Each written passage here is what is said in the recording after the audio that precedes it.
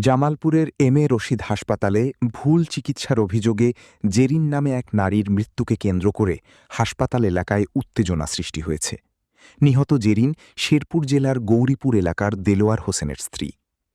নিহতের স্বজনদের অভিযোগ, চিকিৎসকের অবহেলা ও ভুল চিকিৎসার কারণেই জেরিনের মৃত্যু হয়েছে। এ ঘটনার প্রতিবাদ জানাতে বৃহস্পতিবার দুপুরে তারা এম এ রশিদ হাসপাতালে গিয়ে দায়িত্বরত চিকিৎসক ডাক্তার সাবরিনা বরকত ও ডাক্তার হারুনর রশিদের বিরুদ্ধে অভিযোগ তোলেন। এ সময় হাসপাতালের কয়েকজন কর্মচারীর সঙ্গে নিহতের স্বজনদের বাগবিতণ্ডা, ধাক্কাধাক্কি ও হাতাহাতির ঘটনা ঘটে বলে অভিযোগ করেছেন স্বজনরা।